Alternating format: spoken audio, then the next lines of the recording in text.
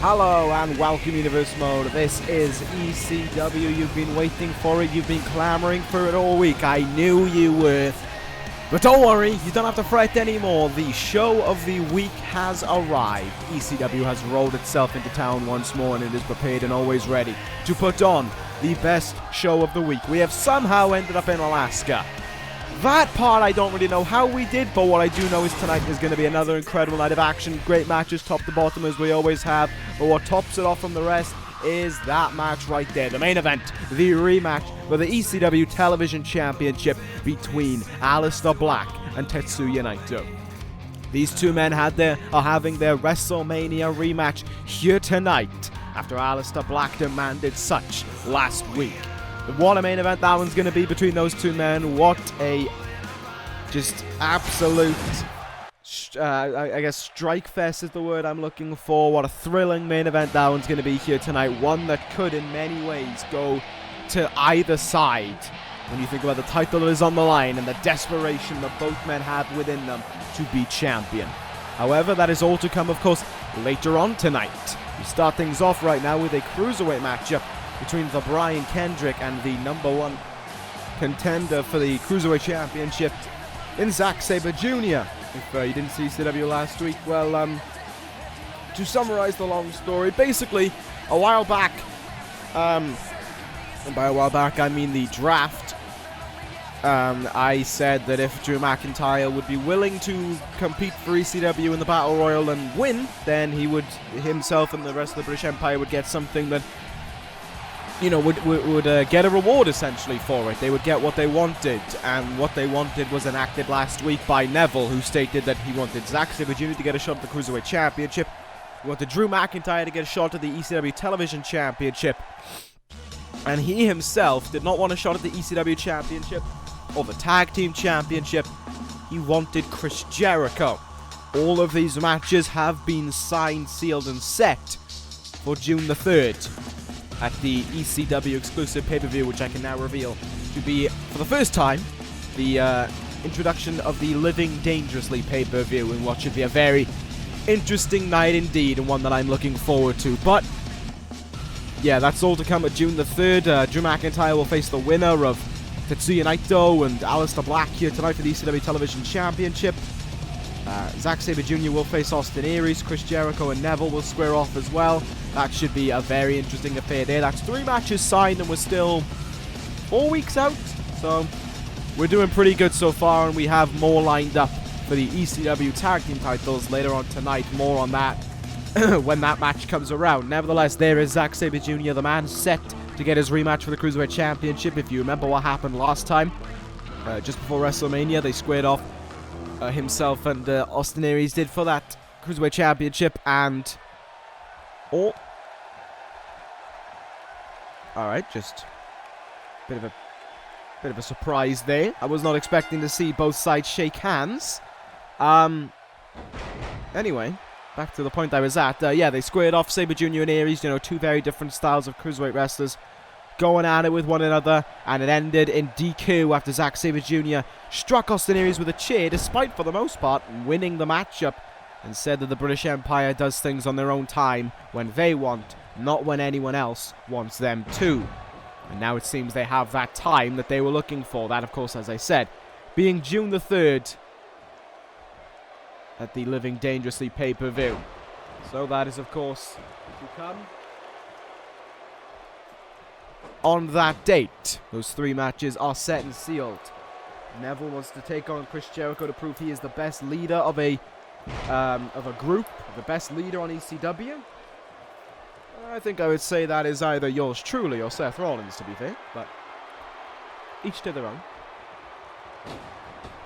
And like I said, we still have something regarding the ECW Tag Team titles to discuss. More on that later on tonight. As for the ECW Championship, well, we're still counting all our eggs in one basket before we decide to truly go ahead with anything.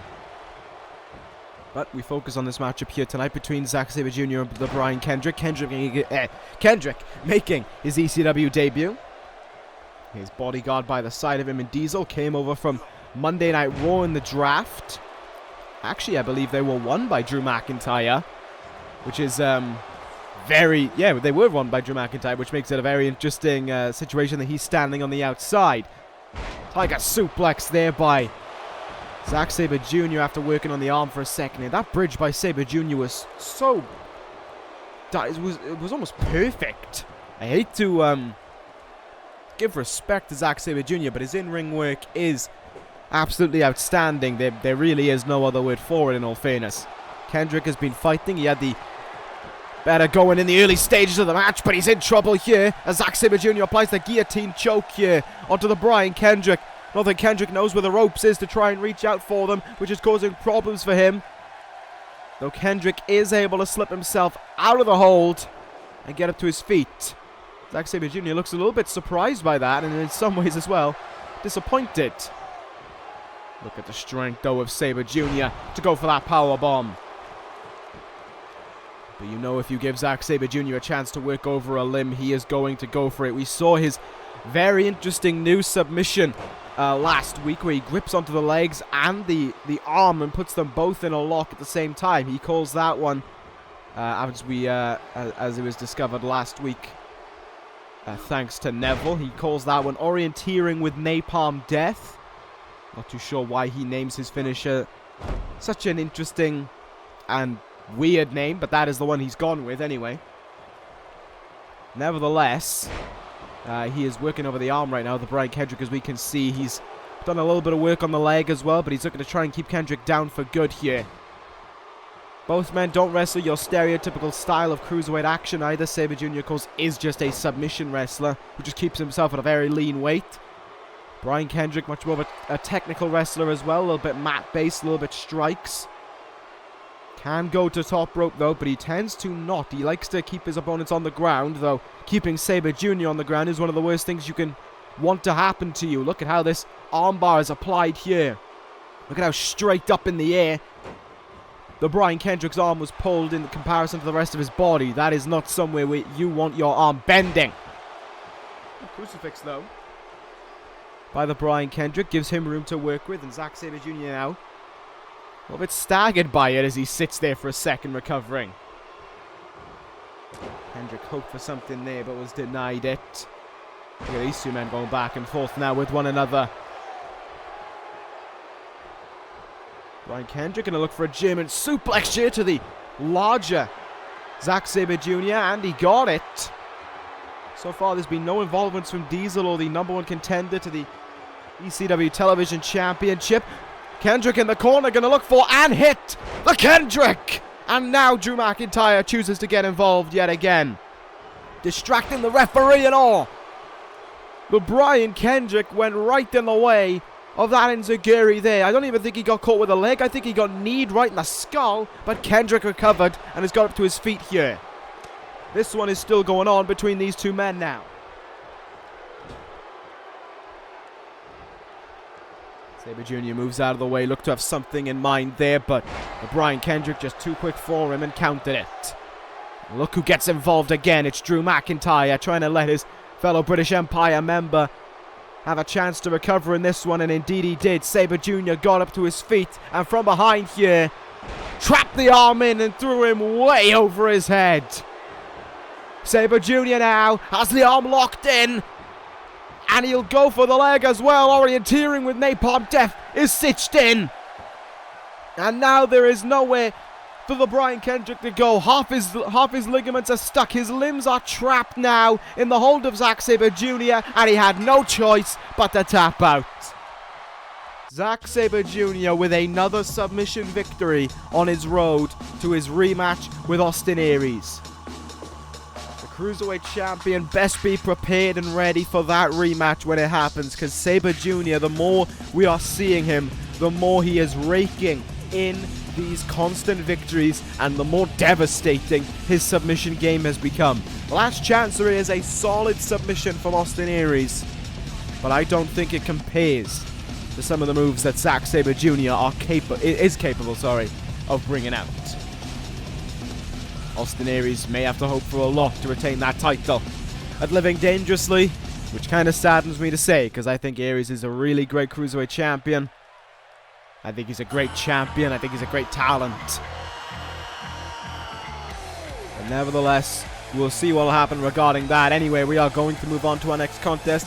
I talked about the ECW Tag Team Division. I said I'd be talking about that later on tonight, and I still will, because even though Tommaso Ciampa is heading towards the ring right now, and is of course one half of the ECW Tag Team Champions with Johnny Gargano, that is not what we're here to talk about tonight. What we are here to talk about is, well, right now rather, what we are here to talk about is Tommaso Ciampa and Kyle O'Reilly going one-on-one. I know over the last week or so there has been a lot of adulation for Kyle O'Reilly.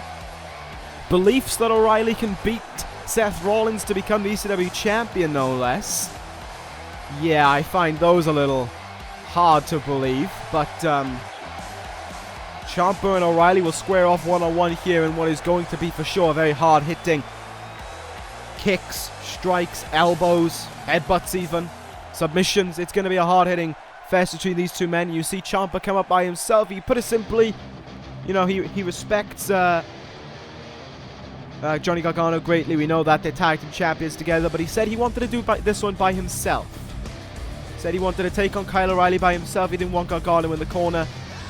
You know, he just wanted to have a match with Kyle O'Reilly, and that was that.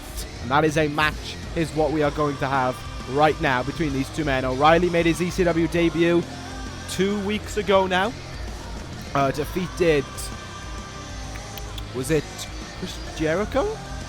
Question mark? No, it wasn't. It was someone else. The name is escaping me right now as to who Kyle O'Reilly beat in his ECW debut. I get the feeling like it may not have been anyone huge, though I could be wrong. Oh, it was Roderick Strong. That was right. My apologies there to Roddy Strong. Anyway, Kyle O'Reilly had his debut victory over Roddy Strong and is now looking to add to that with a victory over the one half of the ECW Tag Team Champions. Ciampa is geared up and ready to go. So too is O'Reilly. The former WWE Champion Kyle O'Reilly, the man responsible for ending Bobby Fish's first reign as WWE Champion, that iconic 390-day reign as WWE Champion. And O'Reilly now looks to continue his legacy, free of being in a shadow or free of even being in the same roster, being in the same breath as Bobby Fish. Kyle O'Reilly can now go about things his own way. This is really Kyle O'Reilly's time to step away from Red Dragon, step away from his iconic feud with Bobby Fish and focus on himself.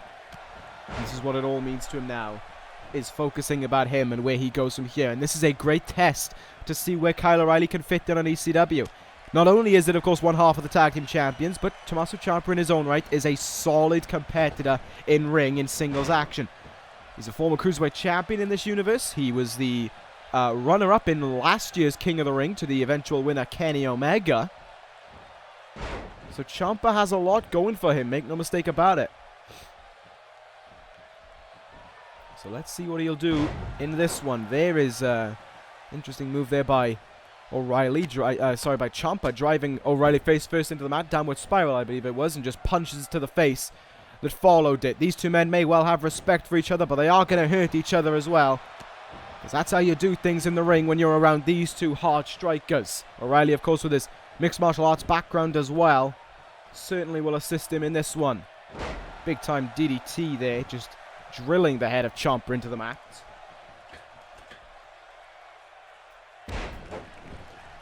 And it's interesting to see where O'Reilly goes, how he takes care of business in this one. But also how you overcome someone like Ciampa. You know, O'Reilly may well have the advantage of being a former world champion, of being a, you know, at one point a man who main evented SummerSlam, one of the biggest events of the year, but at the same, in the same breath and at the same time, that's all on paper. It's what you do in the ring that matters the most as well. Nice little, I wouldn't really want to call it a Texas Cloverleaf, but it was certainly a high-angled maneuver, whatever it was. Ciampa, though, with a hard forearm, dazed O'Reilly for a moment. Gonna fly, and oh, look at that from Kyle O'Reilly. Incredible strength from that man.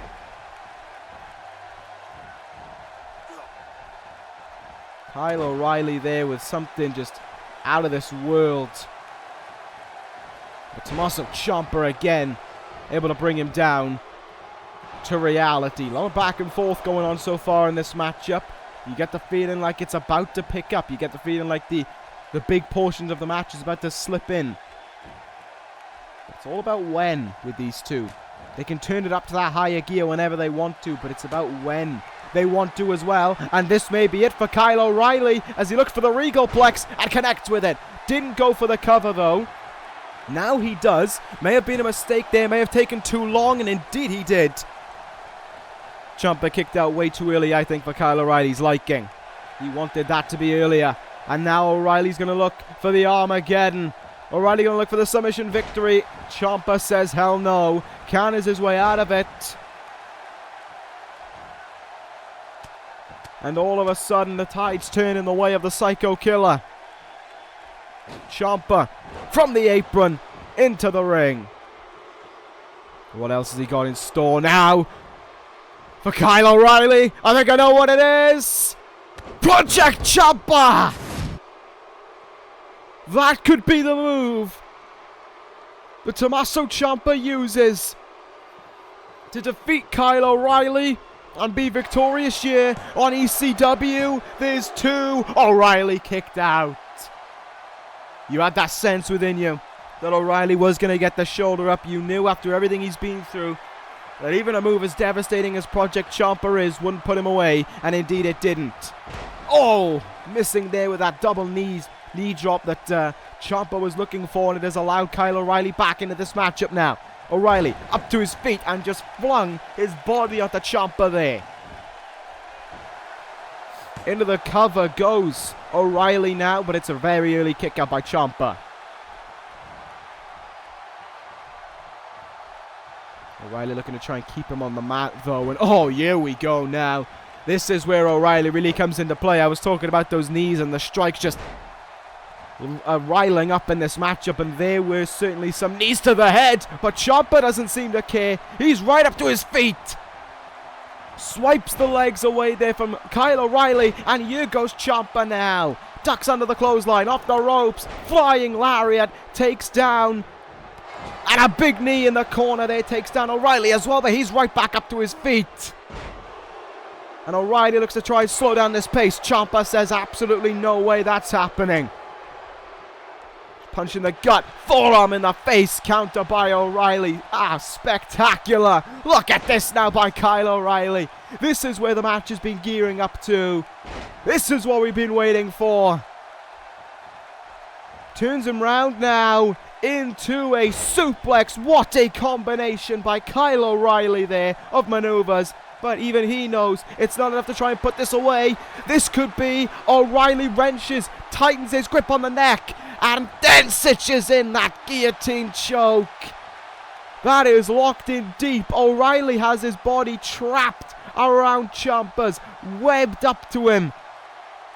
But Tommaso Ciampa, look at the strength to get out of that one. Phenomenal there, and both men are up on their feet after everything we just witnessed. It takes guts to survive a guillotine choke, no matter who you are. And it takes even more guts if the man hitting it on you is someone as well versatile as Kyle O'Reilly is with submission maneuvers. Torture rack facebuster there, and into the cover goes Ciampa now, hoping it's enough, but O'Reilly still denies him. This just goes to show how tough DIY can be as a team, how difficult it really is to overthrow these men when you see a guy like Tommaso Ciampa possessing the heart indeed that he does within this ring. If he's able to do this in one-on-one action, imagine what they can do in a ring together as a tag team. There's that back suplex, face buster again.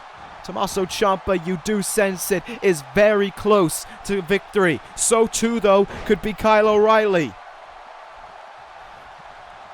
Either man theoretically could be one big move away from victory. Look at this now by O'Reilly, up in the torture rack himself. Into a backbreaker. What a move from Kyle O'Reilly.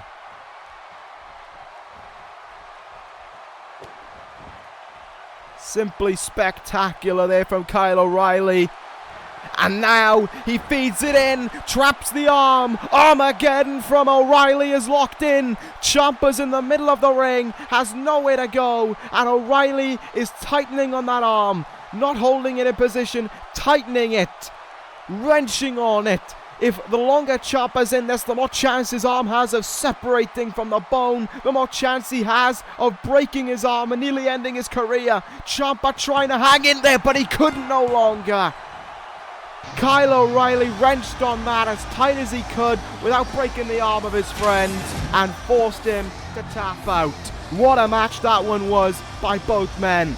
The respect you saw within that was admirable, and at the end of it all, Tommaso Ciampa can still stand as well. That is what respect is about. Actions like that we just saw in this ring make respect happen. That was a great match and a great win for O'Reilly. I really enjoyed that one. But as Ciampa now goes backstage after that loss, and of course as one half of the ECW Tag Team Champions, he knows that the feet don't knot, his arm is still attached to his body, and he can watch this upcoming matchup. In the Tag Team division, it was suggested last week by one of the great viewers of this universe that a tag team tournament should take place to determine the number one contenders to DIY's titles on June the 3rd, and I thought that was a great little idea, and so we've gone ahead with it. We're going to have tonight the Four Horsemen taking on the Authors of Pain. Next week, the Wyatt family will take on the Wyatt family will take on the team of Sami Callihan and Jay White. 2 weeks from now, those two winners will meet with, of course, the winner of that match going on to face DIY on June the 3rd. Now, I know what you might be thinking. I brought up Chris Jericho earlier on tonight. Jericho's supposed to be facing Neville, I thought you said. He is. However, Jericho has competed in this tournament, and to be fair, the Four Horsemen are totally allowed to swap people out, as are the Wyatt family. Horseman rules, as they've coined it, apply. Wyatt family rules apply. Next week, when they take on White and Callahan, it could well be we see Bray Wyatt and Braun Strowman.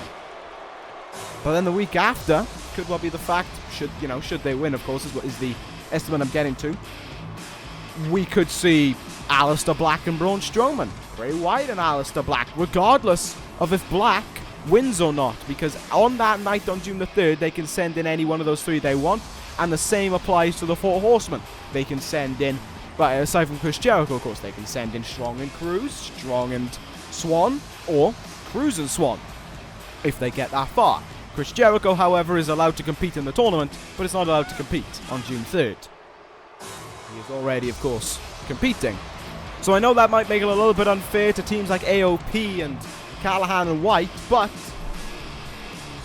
in a way, it also makes it a little bit more fair for them, because if these stables continue to swap out their men, maybe they won't have the perfect partnership on June the 3rd, but a tag team like the Authors of Pain are, and like Jay White and Sami Callihan are, can go to June the 3rd as that perfect partnership, because they will have to have worked with each other to win 2 matches to get this far. So it's advantages and disadvantages in a way. You get a fresh guy, but you also have the possibility of the tag team not gelling as well as you'd like it. Anyway, start things off here with Akam against Chris Jericho, and oh my god, what a clothesline there to flatten Jericho early on. Chris Jericho last week was taking on Kenny Omega in a great contest, and it was also last week where it was revealed that Neville wants to face Chris Jericho and will face Chris Jericho at Living Dangerously. Just about 3 weeks from now, I believe. I know I said 4 weeks earlier, but considering this show is more late than, I don't know, I can't think of a smart analogy. It's now closer to 3 weeks. Anyway, let's watch on with this matchup here, and let's watch on with Chris Jericho not really giving a damn about how big the Authors of Pain are as he hit that powerbomb there on Akam. The Authors of Pain would like nothing more than to get their ECW Tag Team titles back around their waists. They lost them at WrestleMania to DIY, and they want those titles back.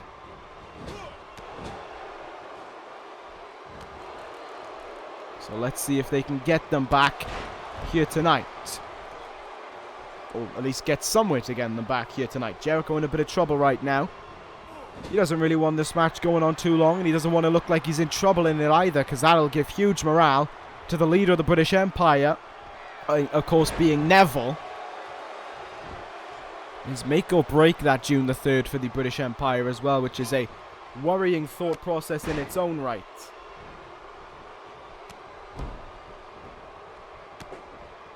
Not like I want to really see those guys succeed greatly, but you know, they are all in the same way 3 very fine talents, so you get the good with the bad, I guess, and Razor sent into the turnbuckle there like you'd expect the Authors of Pain to send someone into the turnbuckle.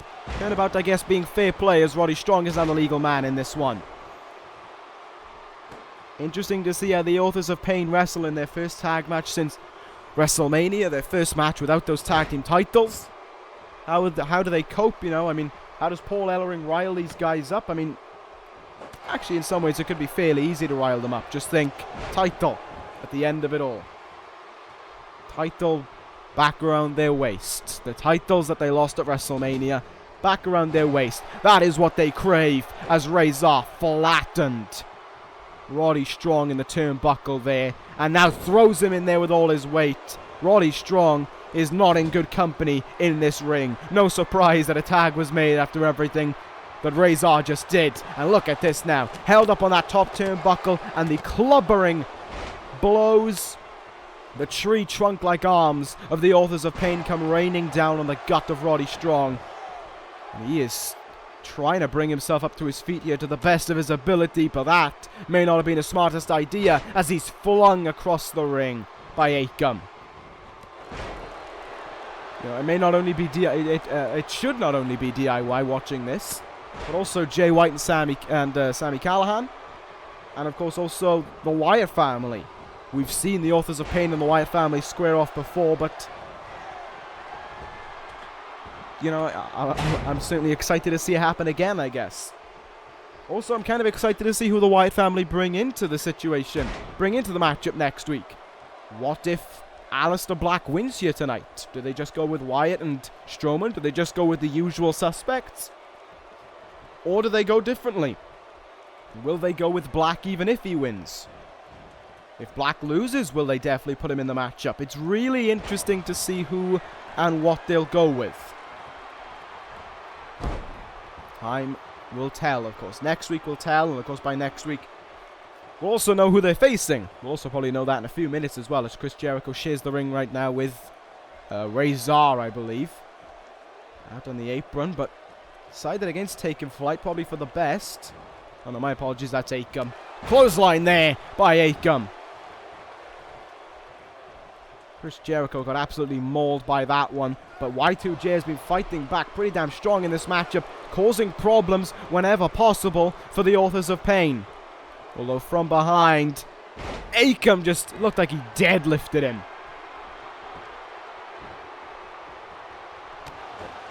That is going to hurt in the morning, no matter who you are. Double axe handles to the back there. Jericho slips his way out again, and a clubbing blow to the back. Y2J really being sly in this matchup. Well, I wouldn't say sly, but he's really working his way around the Authors of Pain. That's only causing more frustration, though, within this duo. And again, we're going to see this move. Suplex over into a powerbomb neckbreaker combination. Razor looks for the cover to try and secure a victory. Jericho still able to kick out. And Jericho set on crawling. Makes the tag into Roddy Strong, but Akam is right back in as well. Oh, and Razor absolutely flattened him with that running shoulder tackle. I think I could hear Paul Ellering yelling that instruction from ringside. Akam now well in the driver's seat of this one. And Roddy Strong, despite getting in off that tag and despite the crowd cheering him on after it, that has not gone the way he wanted it to, the way the Four Horsemen wanted it to, but it's gone perfectly the way the Authors of Pain wanted it to. The last chapter connects on Roddy Strong, and Razor heads into the cover on Roddy Strong and seals it. The Authors of Pain are going to the finals in 2 weeks from now. The Authors of Pain are one step closer and now one step away from another match for the ECW Tag Team titles, for the chance to get those titles back around their waists and to get them back from DIY. Who do they face next week? We find out, but what we do know here tonight is that despite losing those tag team titles, the Authors of Pain have not lost a step. To Jay White and Sami Callihan, to the Wyatt family, guys, you should really take notes, because this is once again the Authors of Pain at their most dangerous. Wow, there we go. Destructive performance by AOP, but we move on to our next contest now. Singles match, and what a singles match it is looking like.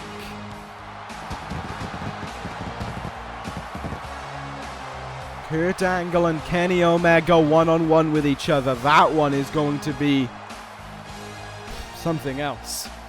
We've seen Angle make his debut 2 weeks ago as well. Love to remember who he beat in his debut. I feel kind of bad for forgetting that one as well. I feel bad when I don't remember the guy who they beat, because that just kind of shits on the guy. I think Kurt Angle definitely had a Samoa Joe. He had a very competitive matchup with Samoa Joe. That was it. Didn't want him having an easy debut. But Kurt Angle now has the very tough task of facing Kenny Omega here tonight. A man who, since he got drafted, has been punching in those matches, has been hungry for action week in and week out. There has always been a spot on the card for Kenny Omega since he arrived on ECW. And why wouldn't there be? I have Kenny Omega. I'm going to do my best to keep a hold of him. I want him to be in action. I want people to remember that we have this man. ECW has the king of wrestling. Kenny Omega heads towards the ring here. The two-time King of the Ring winner, the former Intercontinental Champion, and the man who with every week that passes becomes more and more the favorite for a big-time match at Living Dangerously. Yes, maybe even the big-time match, the main event, the marquee match against the God, against the GOAT that is Seth Rollins.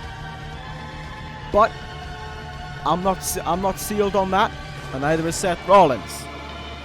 Like I said, we're counting all our eggs before we put them into one basket. Anyway, Kenny Omega heads towards the ring here. One thing is for certain, it doesn't matter if he is the #1 contender or not for the ECW Championship. He is going to put on a spectacular match for us, as Kenny Omega always does, and as Kenny Omega always enjoys doing, especially against the talent, the caliber of Kurt Angle. And that doesn't mean I'm weighing down Kurt Angle. I'm not speaking ill of Angle, because even though Omega's had these victories in these last 2 weeks, this is now being his third match in 3 weeks, Kurt Angle's still one hell of an athlete. Kurt Angle is still spectacular. Kurt Angle is still, I would argue, the best mat wrestler in the world. One of the best wrestlers in the world. He has an Olympic gold medal. He reinvigorated his career on NXT with that NXT Global Championship. And that's why he's here. That's why he's facing Kenny Omega right here, right now. And that just makes it that bit more special. That is why this is going to be such a good match here between these two men. Oh, great kick in the face there by Omega. It's going to be speed against grappling. This may be a match that favors more into Kurt Angle, because if he can stop Omega moving around him all the time, if he can just keep him pinned to the mat, and if he can keep him pinned to the mat and just make him stay down, don't hit any moves, don't do anything, then he'll be fine. Kurt Angle anyways will be fine. Omega will find a lot of his offense limited by being stuck on the mat with Kurt Angle. Find himself getting worn out as well with everything that passes that Kurt Angle does. Kenny Omega, though, may just be a bit too quick for Kurt Angle to try and keep down on the mat, as we're seeing thus far. That was great precision there by Kenny Omega. You saw Angle go for that clothesline, but the drop kick to the leg was timed to precision and hit with perfection. There we go. I knew I'd finally get that sentence out. Back suplex on the apron there by Kenny Omega. What a move that one was. Kenny Omega now going to take things up to the top rope. Going to look to strike here on Kurt Angle. From up high. Went for the drop kick, but Angle knew it was incoming. Maybe played a bit possum for to lull Kenny Omega into a false sense of security. And there's payback for the cheap shot from earlier. A slap in the face to try and rile up the King of the Ring. Will it work, though, is the big question. Well, maybe not. Because Kurt Angle's been in control since that slap.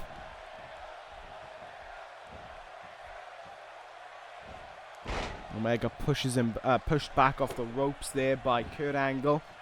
And he has kept him down on the mat now. Sticking to that game plan and denying Angle the chance to be in control. Did I say Angle? I may have. If I said Angle, I meant Omega. Omega, though, slipped out of the way of that one, and he needed to quickly. Kenny Omega now has a window of opportunity in front of him, but he seems to be taking things a little bit slowly here. What's Omega doing? Kicking the gut. Oh, no. Kenny Omega, no. Don't do it. Don't do it. Apron powerbomb to Kurt Angle. And every time I see that move, I wince. I think of Kevin Owens. I think of Corin. I think of all the sick and twisted thoughts that have run through their mind when they strike with that move. I think of the people that they have put out with that move. But Kurt Angle is still going here. My guess is Kenny Omega didn't hit it the way they want to. When they go for a move like that, they do it to injure someone. I think Kenny Omega did it to just try and wear down Kurt Angle. I hope so anyway, but Angle responded with a huge, hefty buckle bomb. Went for a cannonball splash off the second rope. At least he's fine, that's all that matters. He's still fighting on. It's a dangerous move, though, for Omega to go for. Omega now, knee in the gut, up and over he goes. Oh, leg drop there to the back of the head. Kurt Angle seemed to be hit hard with that one. Into the cover, goes Omega after it. But out of two is Kurt Angle. An emphatic kick out there as well by the former NXT Global Champion. Kurt Angle now, though, has Kenny Omega right where he wants him. And all of a sudden, wheels are turning. The machine is getting fired up within Kurt Angle. And the triple Germans come raining down on Kenny Omega. Can Kurt Angle put together the perfect piece to defeat Kenny Omega here tonight and bring his name to the top of the list for that ECW Championship? Looking for another German suplex here. Omega had no response to it. Kurt Angle is firing on all cylinders right now. Angle lies in position. Thought about the ankle lock. Decided against it at the last second. Angle slam to Omega. Hooks the leg, but Omega was way under the ropes there. That other leg of Omega, the outside leg, or the inside leg rather, way in the ropes. No doubt about it in my mind, that was a good call by the referee. Kenny Omega now up high. Frog splash to Kurt Angle. And into the cover he goes now, only for Kurt Angle to kick out as early as he did. Kenny Omega started to fire back here in his own right. Neck breaker on Kurt Angle. Well, both men firing big moves at each other. This may be the big one, though. Omega, V-trigger! Into the cover on Kurt Angle. It's not enough to put him away. Wow.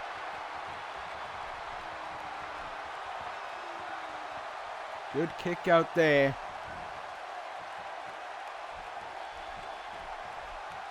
Much needed kick out as well from Kurt Angle, but Kenny Omega is continuing to hone in on the neck. Just saw it there with that single underhook brain buster. Omega just going after him here. Chops, strikes, punches, super kick, missed. And one missed opportunity is all that Kurt Angle needs to make you want to Forget everything you just did. Body lock applied there by Kurt Angle. And Kenny Omega is in huge, huge trouble. You see him trying to split the lock away. He couldn't do it with his own willpower, but the elbows in the face will get him out of it. Omega escapes, gets some breathing room, and sends him right to the turnbuckle though. From the second rope. Moonsault. What a match this has been thus far. Both men still seem to show a lot left in the tank, and Omega getting a little bit confident there. And was able to hit the elbow drop. Angle maybe just a little bit too worn out to fight back at that moment. Kenny Omega hoping it's enough. Kurt Angle still with an emphatic kick at it too. Omega turns around, Kurt Angle, and he brings him into position for it. Kreuzrath is connected, and the cover on Angle to put this one away. Oh, it's not enough. Omega thought he had it, but Angle kicked at it too. Oh, it's okay. Omega turns him around again. He finds the energy within him. And Angle is going for one hell of a ride. One winged angel. Two. No, Angle kicked out. And Omega can't believe it. Desperate cover there from Kenny Omega. Hopes to put him away, and Angle still is able to kick at it too. Omega simply can't believe it. A huge closing sequence from Kenny Omega there. Kreuzrath and the one-winged angel. But the Olympic gold medalist is fighting on here. Kurt Angle gonna look for it and get the Angle slam from out of nowhere. Cover to beat Omega. No, Kenny Omega kicked at it too. My goodness. How the wheels changed, how the tides turned in just an instant. But Omega quick to counter back as well. Both men giving their all to get their arm raised as the winner. This is what the fight is about here on ECW. This is what it means to be an ECW superstar, to be better than anyone else. You've got to be willing to sacrifice absolutely everything for it. Omega now, cross-legged, fisherman, brainbuster. But how much did that take out of the king of wrestling? Omega seems to think it wasn't enough because he's calling Angle up to his feet. He senses it within him to close things out. Angle, though, denied turning him around for one-winged angel. But look at how Omega is so quick to start swinging back at him again. Omega, dragon suplex.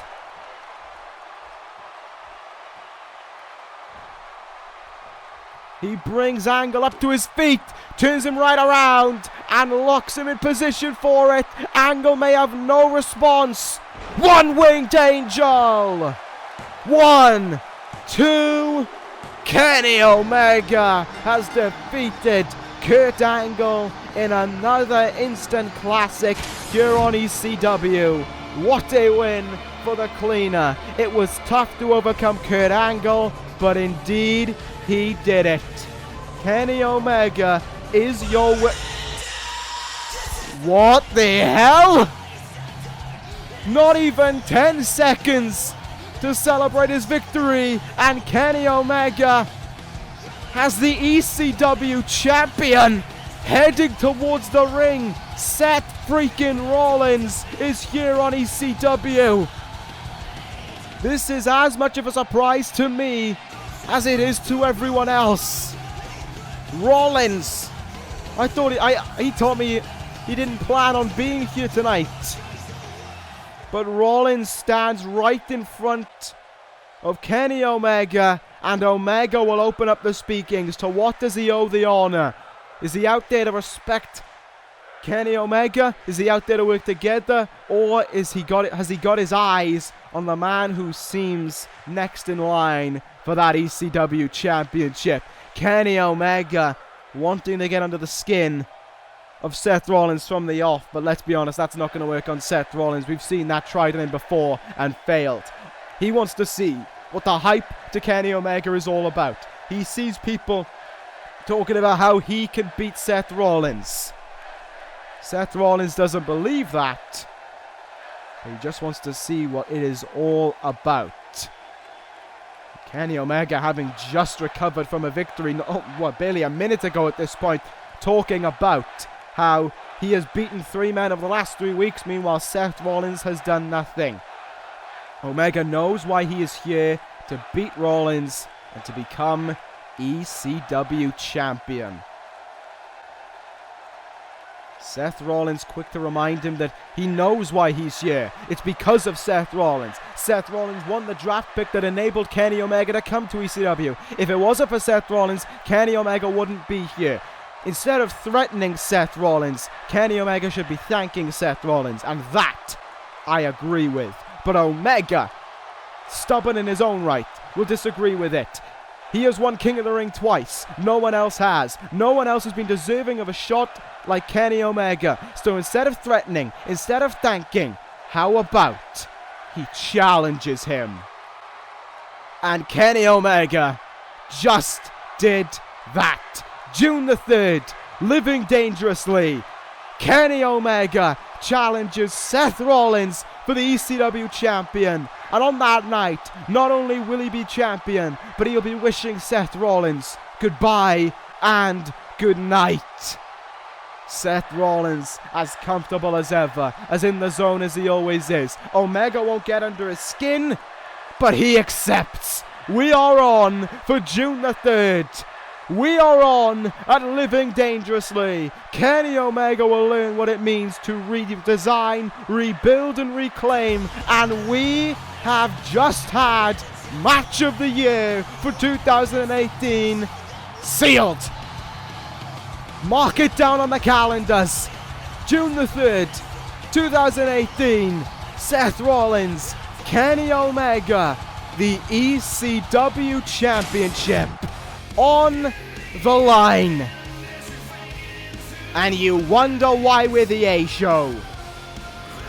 Oh my god, that is gonna happen. But before we get too ahead of ourselves, we must turn our attention to what is tonight and up next. It's the main event. It's for the ECW Television Championship. It's a WrestleMania rematch between Aleister Black and Tetsuya Naito. The roles have been reversed, but the match stays the same. Two men who have despised one another since the moment they were destined to meet. Two men who have played mind games with each other since the moment they were destined to meet. Aleister Black and Tetsuya Naito will close business tonight, at least for the foreseeable future, at least until June the 3rd. But who will face Drew McIntyre as ECW champion? Who goes to Living Dangerously as ECW Television Champion?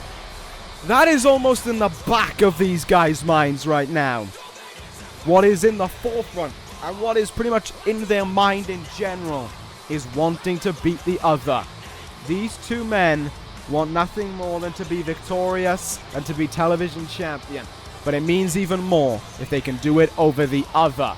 Aleister Black, a two-time ECW television champion, lost his title, as I said, at WrestleMania tonight, though. It was a battle of mind games that led to it, and it was a battle of mind games at WrestleMania as well. However, it was a Destino that closed off Aleister Black and brought about the reign of Naito.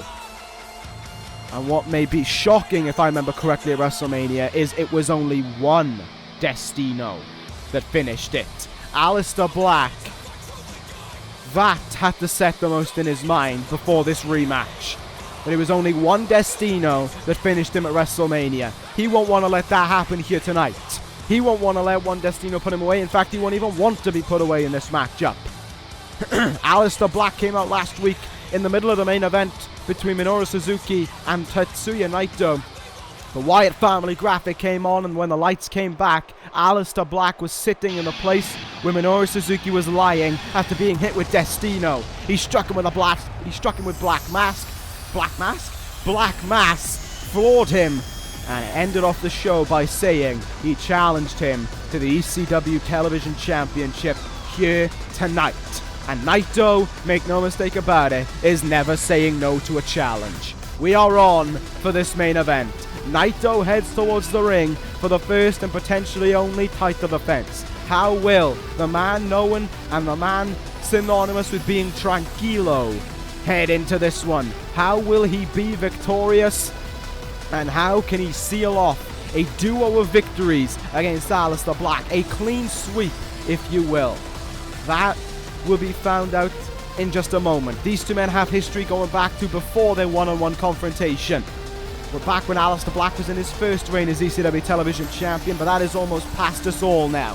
What is at the forefront of it all now is these two men. Who walks out of this arena here tonight as ECW Television Champion? There can only be one out of these two men, and make no mistake about it, they do not want it to be the other. Aleister Black starts off the match by slitting the throat to Naito, and you see the way Naito acts. This may be a huge match, and both men know that that is the case. However, Tranquilo is not just a gimmick, it's not just a moniker, it is Naito's way of acting. It is how Naito goes about his business. He remains tranquilo at all times. Is Naito ready for this one? Is Aleister Black ready for this one? He wanted this match. Has Aleister Black made the right decision in challenging here tonight? And will he become the first ever 3-time ECW Television Champion? We are on for our main event. Naito warms himself up, as does Black, and both men went running in for each other there. Both men were ready to go head-to-toe with each other, and it was the knee of Aleister Black that brought already Naito to the ground. But look at how Naito just stops everything in a flash. Grabs him and pushes him away slowly. Naito has not changed one bit.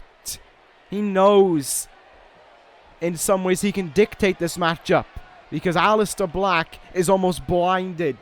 If mind games was what this feud was about the whole time, then Naito knows that if it still is about mind games, oh, he's got this game set and match over Aleister Black. Aleister Black is possessed with the thought of becoming champion again. He is enraged by it. He will let it take over him. And that is a huge mistake because now he has gone into Naito's game plan. However, what Naito can't account for, as much as he would like to with Tranquilo, is how vicious Aleister Black strikes, how much he can hurt you, and how that black mass could well finish off Tetsuya Naito's dreams of being television champion or remaining television champion. And Naito, I think he knows it, but he cannot dictate how much they hurt. Of course he can't. He needs to be tough in his own right. He needs to be able to survive those strikes. And I think he needs to be aware as well, in this matchup, he is going to get hit with black mass. He is going to get that kick right across his face. But he needs to strike with Destino, and he needs to try and put things away. If he can do it as he did at WrestleMania, whereby just one Destino results in victory, then that really seals the deal between these two. Cut to there by Black, and already in the early stages, we're seeing Aleister Black resorting to a number of covers to try and put away Naito in this early stage. What a combination strike. Floored. Tetsuya Naito. And a flying forearm in the corner keeps him down as well. This is vicious so far from Aleister Black, but Naito is remaining in his own state of mind. Reverse Rana there by Tetsuya Naito, and Aleister Black reeling slightly. Oh, but look at how he's able to combat there. The strikes from Aleister Black are just incredible. The speed in which he hits them. The precision and the pain. This is why he has been a member of the Wyatt family for the last year. This is why Bray Wyatt has led him to these 2 television titles. Aleister Black had the ability. Bray Wyatt tapped into his mind and made it reality. However, you see here tonight, no Wyatt family, as there usually is in a big-time match for Aleister Black. Or as there usually isn't, sorry. Black goes about business in his own right in that way. He's not held as tight to the Wyatt family as what Braun Strowman tends to be. Look at this now by Naito. Oh, satellite DDT. Walked the ropes to hit it as well. Naito has recaptured control with that move there. Wish I had more time to talk about Braun Strowman here tonight, because something he did last week was pretty spectacular. You'll know what I'm on about if you watched ECW last week, but sadly I just don't have the time in this one. In this incredible match between these two men. Aleister Black. Suplex. It looked like he hit it with one arm as well. Naito fighting on here. Naito doing more than fighting on. Naito! Destino to Aleister Black! It was only one at WrestleMania. Is this it? Aleister Black has shown that WrestleMania will not repeat itself. Lightning will not strike twice. One is not finishing it here tonight. Naito there went after the leg. He goes up to the top rope now. What does Naito have in mind? Whatever it is, it involves Aleister Black being up on his feet. Went for the drop kick and Black read it. And counted it. Kick in the gut now. Oh no, there's the cutter. Links in to the Dragon Sleeper here. Look at that hole stitched in the arm around the back to make it that much more tough for Naito to slip out of. That is an excruciating hold for Tetsuya Naito to be stitched within, but Naito gets himself out of it.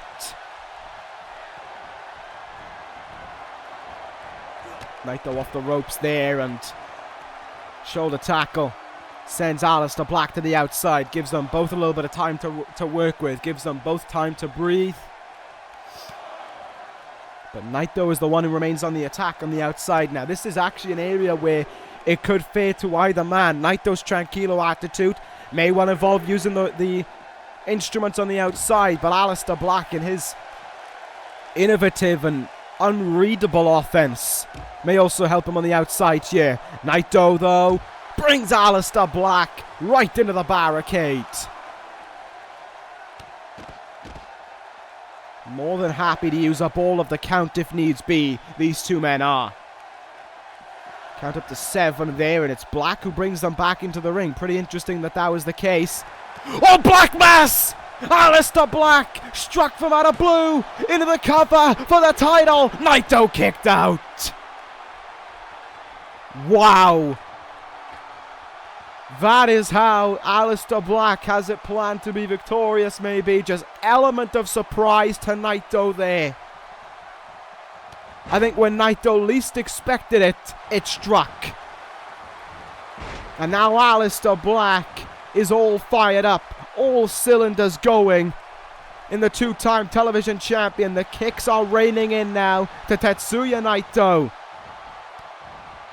Oh, this is punishment here for Naito. All parts of his body just being attacked over and over again, and I am seeing blood starting to drip from the head of Tetsuya Naito. I don't know if that was a result of Black Mass or earlier on in the matchup. I would say Black Mass is what triggered the blood to be dripping from Naito. You see it there down the cheeks of the television champion, covering the eyes as well. Naito has drawn blood in this one. That just goes to show how hard Aleister Black is kicking Tetsuya Naito in this one, and how much he craves that title back as well. In the turnbuckle again, is he going to look for that satellite DDT? He is not. He is going to perch Aleister Black up high though. Black makes him pay for it, counters him, flies from up high. Oh, Meteora from the top rope. And once more, Naito is down. Once more, the tides turn in this matchup, and the kicks again from Aleister Black here. Tetsuya Naito must be beyond pain at this point. He's going to be waking up in the morning and finding kick marks, finding boot prints all over his body, and certainly one in the face, I would say, as a result of Black Mass. But Naito from up high, Hurricanrana from the top rope. Naito is reeling. That took so much out of him. Was it worth it? The answer could just be a few seconds away. Naito has him in. Destino to Aleister Black to retain the title. No! Aleister Black kicked out again. Naito can't believe it. And in some ways, neither can I. Tranquilo has not done well on this night.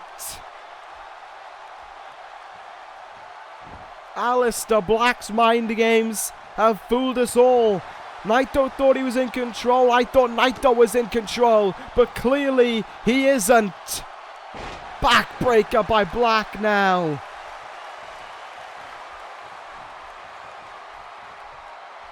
And Naito is dragged to the middle of the ring in front of all to witness as Aleister Black looks for title number 3.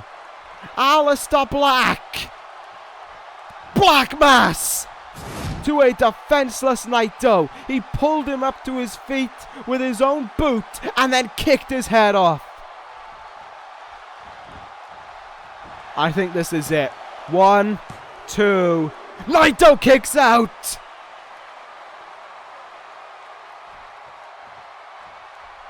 Oh man. These two guys are something else. These two athletes are made of something else. With all the blood that pours down Naito's face, how does he keep going in this one?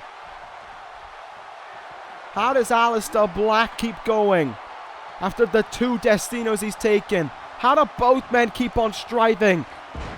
I guess this is what it means to be a champion. This is what it means when everything is on the line. Naito into the cover, hoping to be victorious. Aleister Black still kicking at it too. What a main event this has been. All for the right to be television champion. All for the right to beat their rival. To close things out for the foreseeable future. Not to lock the door, but to merely close it and open it up at a later date, because I don't think these guys are done. Even if Naito wins here tonight, I don't think he's done. This has been so much more different at WrestleMania. At WrestleMania, Naito's mind games worked to his advantage and he was victorious. Tonight, it's almost been an even playing field. Naito wanting to do anything to retain there, and Black almost saying no. We close this out the best way we can. We close this out our way. We fight until the death. Tranquilo has failed Tetsuya Naito here tonight. But can it find a window of opportunity to close out Aleister Black and his reigning of strikes that has inflicted this entire match? Off the ropes with a roundhouse kick. Aleister Black hopes it's enough to win him the title back. Naito kicks out again. Oh my goodness. How much more can both men take? How much more can they endure? They've thrown everything at each other and it still isn't enough. Naito turns him round here. Oh, I really thought Destino was on the cards. Naito is trying everything. So too is Aleister Black. Attacking the leg now. We just saw from Naito. Now attacking the arm as if to try and close out of Aleister Black's key opportunities for victory. Tetsuya Naito, though, all of a sudden has him in place. Third time the charm. Destino! But Naito didn't go for the cover on Black. Is it because Black was in the ropes? Does Naito just not have it in him? Naito wants it to not be in the ropes. He wants this one to finish it. Covers Black. There's 1, 2, 3. Aleister Black is defeated. Tetsuya Naito remains ECW Television Champion. What a match. That is why this main evented here tonight. That is why these two men are not finished with one another. That was everything it was built up to be and more. I would even say that was better than WrestleMania, but the results stayed the same. Tetsuya Naito will go on to June the 3rd to face Drew McIntyre for the ECW Television Championship. This one ain't finished between these two men, but wow, what a way to close it out for now. And what an episode of ECW this has been. We know now at WrestleMania, no, at Living Dangerously, Naito will face McIntyre, Zack Sabre Jr. will face Austin Aries, Jericho will face Neville, but perhaps the biggest news of tonight, Seth Rollins will face Kenny Omega for the ECW Championship. Do we have your money yet? That closes out another incredible episode of ECW. See you tomorrow on NXT, where the NXT Championship is on the line between Hiroshi Tanahashi and Corin. Thank you guys for watching. Take care, guys. And ta-ra.